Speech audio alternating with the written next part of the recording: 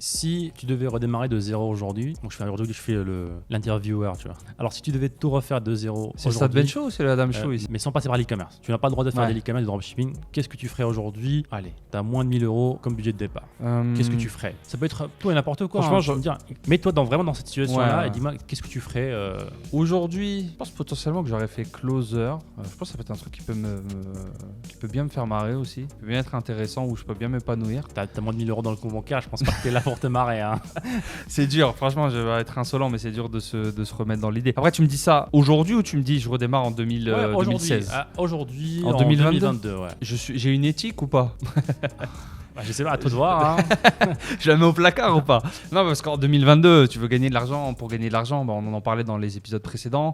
Il y a la bulle des crypto-monnaies, des NFT, tout l'écosystème du web 3.0. Potentiellement, qu'est-ce que tu ferais avec 1000 euros dans ce domaine-là alors? C'est une bonne question. T'as que 1000 euros. Dans ce cas, peut-être que je me formerais au développement du web 3.0 et j'essaierais d'être développeur de blockchain, de crypto-monnaie, de XY et de m'attacher à des projets qui sont en train de monter et d'être.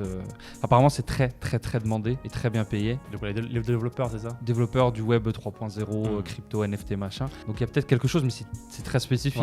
Moi, j'aime bien les maths, j'aime bien les genres comme ça. C'est pas quelque chose que tu peux conseiller à tout le monde, forcément. Ouais, je sais pas si tu pourras apprendre à devenir développeur. Avec 1000 euros. Avec 1000 euros, c'est un métier où tu dois 5 ans d'études. Après, tout est possible. On peut apprendre à coder si on est vraiment motivé. Tu passes 8 heures par jour à faire tout ça. C'est ça. Ouais, il y a plein de métiers comme ça qui sont très demandés aujourd'hui. Et moi, je suis pareil, de même avis. Je pense que même pas le développement, je commencerai par du closing. Je pense que c'est une des solutions les plus efficaces pour se faire un capital, pour investir ce capital-là plus tard dans un business qui me détache en fait de mon métier, pour que je ne vende plus mon temps en fait contre de l'argent. Donc ouais, j'aime bien moi le closing. Sinon, top 3, je dirais l'e-commerce, closing. Même si le marché est un petit peu saturé, je trouve que c'est un petit peu le cas dans tous les métiers où il n'y a pas vraiment de barrière d'entrée en fait. Tout le monde peut se dire, tiens, je suis closer. Ok, écoute. C'est vrai. Il te faut juste un téléphone, tu peux dire que tu es closer.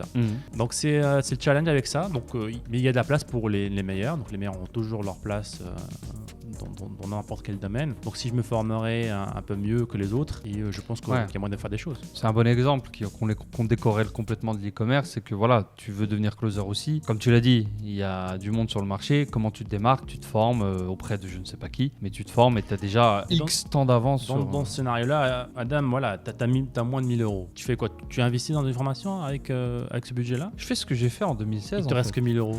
Je porte des valises à côté. Franchement, c'est aussi à côté. Franchement, t'as 1000 euros. T'as vraiment que 1000 euros et je les avais exactement d'ailleurs. Je prends un job mi-temps pour sécuriser tout ça, bien sûr, pour avoir de quoi payer mon loyer, mon manger, les charges, etc. Et comme ça, je peux investir mes 1000 euros justement dans ma formation closing ou XY. Et c'est exactement ce que j'ai fait à l'époque. C'est marrant, mais c'était exactement ce chiffre-là. C'était $997, il me semble. Et j'avais 1100 euros sur mon compte.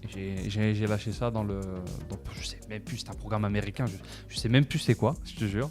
Et à côté, j'ai pris mon job à l'aéroport. T'étais payé combien dans ton job à l'aéroport? À l'aéroport, je travaillais à peu près 20 heures par semaine. Le truc qui était chiant, c'est que des fois, tu travaillais de 4 heures du matin à 10 heures du matin, et des fois de minuit à 5 heures du mat. Et j'étais payé au SMIC 20 heures par semaine, donc je sais pas, 800 euros par mois, 900 euros. Ouais. Je sais même pas le calcul. Et en même temps, t'allais aux études, non? T'avais arrêté J'y allais encore un peu au début, puis après, j'avais quand même études, porter des valises et l'e-commerce. Et petit à petit, l'e-commerce a pris de plus en plus par rapport aux études. Et à la fin, j'allais à limite qu'aux examens.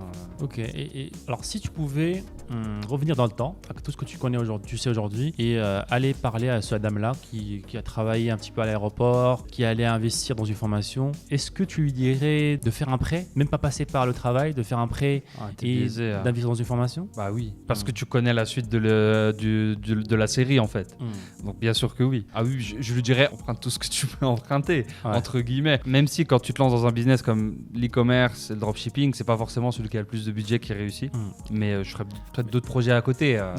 Donc le challenge aujourd'hui, nous, en tant que coach, pourquoi on ne dit pas ça à quelqu'un d'autre aujourd'hui qui hésite à rejoindre, qui n'a pas le budget, qui veut se faire former, coacher? Parce que tu connais la suite de ton film à toi. Tu sais qu'ils peuvent potentiellement arriver à cette suite-là, au même film que toi, mais rien n'est certain dans la vie. T'as pas une certitude.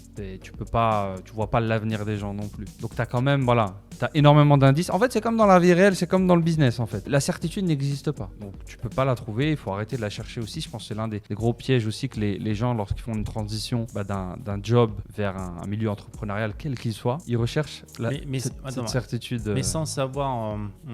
Donc la certitude là, tu l'as eu parce que voilà, tu as travaillé, tu as bossé, c'est pas de la chance en fait. On est d'accord? Ouais. À part si tu penses que c'est le contraire. Je pense qu'il y a un mix de tout, c'est tu la provoques ta chance, c'est juste que j'ai été chercher, quand j'étais au plus bas, j'ai été chercher partout où je pouvais, où était cette chance quoi. J'ai été la creuser et je l'ai trouvée en quelque sorte. Je vais te reposer ma question d'une autre façon. Alors est-ce que 10 fois sur 10, il aurait entamé cette aventure entrepreneuriale, il aurait réussi? C'est une bonne question. Je pense pas.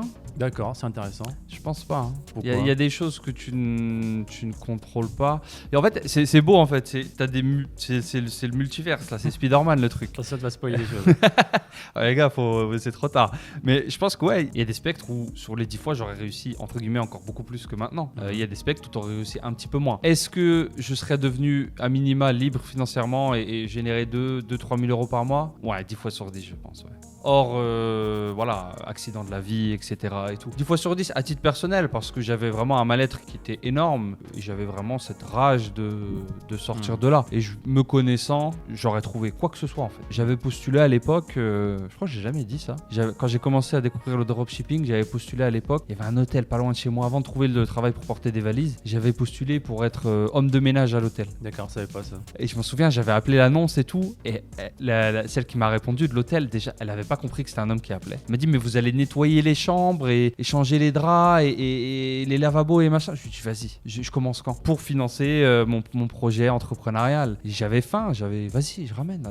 Tu veux que je nettoie le lavabo? Vas-y, je le nettoie ton lavabo. Donc je pense que oui. Mais en fait, pour revenir sur l'idée de pourquoi ne pas conseiller dans ce cas un prêt ou c'est un challenge qu'on a en tant que coach parce que je me pose beaucoup la question, c'est que moi en tout cas, j'aurais aimé que me force limite à prendre un prêt très tôt pour me former en fait, très tôt. Et donc je me dis, mais pourquoi je ne suis pas aussi... Pourquoi tu fais pas ça? Mais ça revient à une discussion qu'on a eue dans un podcast avec Rudy à Marrakech. Et je pense que son développement et son raisonnement avait un certain sens. C'est que en gros, tu ne pouvais pas forcer une décision des gens, la décision aux personnes, parce que la décision ne leur appartenait pas en fait. Et en tant qu'être humain, une décision qui t'a été forcée, qui ne t'appartient pas, est beaucoup plus faible dans ton subconscient et tu vas beaucoup moins la tenir qu'une décision vers laquelle on t'a guidé, mais que tu as choisi de prendre. Et c'est là que tu y mets ta détermination. Tu vois, par exemple, moi à l'époque, si on m'aurait forcé à aller porter des valises, peut-être que j'aurais pas été, mais c'est une décision que j'ai prise, c'est ma décision en fait, elle m'appartient. Je la prends avec les deux côtés aussi. Parce que quand c'est ta propre décision, inconsciemment, si ça marche pas, c'est ta faute un peu quand même. Ouais, forcer c'était un mot un petit peu fort. Je vois ce que tu veux dire, guider un peu plus. C'est ça. On aurait pu pousser un peu plus, on aurait insisté un peu beaucoup. Et j'aurais aimé que les gens me poussent en fait, parce que je connaissais le monde de la formation, je connaissais le monde de l'éducation en ligne, mais j'avais toutes les croyances qu'on pouvait avoir autour de ce domaine-là. Voilà, il faut pas payer pour se former, on sort gratuitement, les formations c'est de l'arnaque. Donc j'avais ces croyances-là pendant plusieurs années et je trouve ça triste que j'avais ces croyances-là, on m'a pas aidé à les casser, on m'en a pas insisté. Donc je me dis moi en tant que coach aujourd'hui, est-ce que c'est pas mon rôle aujourd'hui de faire ce job-là pour des personnes qui étaient comme moi, qui étaient comme toi, aujourd'hui dans notre situation d'avant en fait. Si vous avez aimé ce clip, cliquez ici pour voir d'autres clips. Sinon, cliquez ici pour voir l'épisode en entier. Ciao, ciao.